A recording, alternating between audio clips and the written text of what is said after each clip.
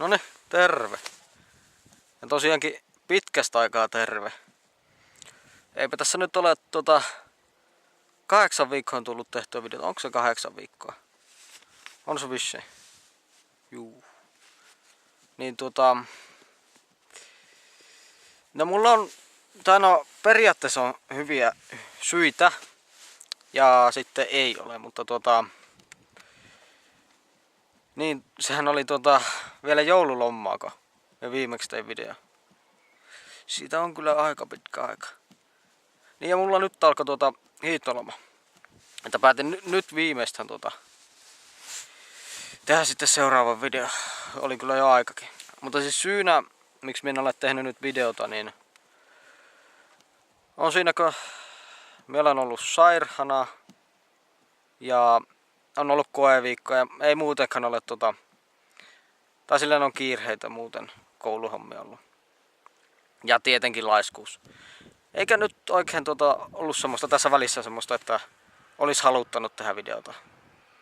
Niinkö monet muutkin tubettajat, niin en meillä väkisin vääntämään näitä videoita. Ei siitä tule mitään. Tekee silloin kun tuntuu niin näitä videoita. Se on varmasti se paras ratkaisu tässä. Mutta nyt minä uskon, että ei nyt vähän aikana ole tulossa tämmöistä pitkää taukoa sentään. Kun sais tämän taas aloitettua. Taas ja taas.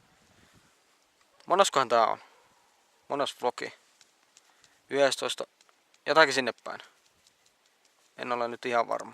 Mutta hei, kiitoksia kaikille uusille tilaajille, joita on tullut. Siis muutama. Ihan muutama. Täytyy sanoa kyllä, että tämä on pikkusen liian iso ja tätä on vaiva kantaa mukana tätä kameraa. Olisi tosi näppärä ja hyvä semmonen GoPro esimerkiksi. Se olisi kyllä semmonen vehe, että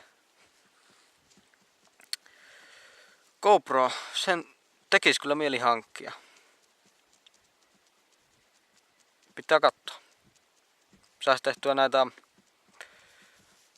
mopovideoita ja semmosia kevarivideoita ja kelkkailuvideoitakin. Tällä hetkellä istun kelkan päälle. Pitää katsoa, jos sitä raskis hankkia semmosen jossain vaiheessa. Jos ei tänä vuonna, niin ensi vuonna sitten. Vähän jos kokkelis hiihtääkin tällä hiihtolomalla. Kyllä minä olen tykännyt hiihtämisestä, mutta se vain on jäänyt, sekin. Kaikki mitä minä lapsena olen tykännyt tähän, ne on vain jäänyt. En tiedä.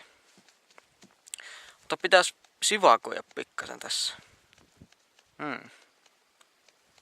No, katsotaan miten käy. Innostuisiko sitä sitten uudestaan.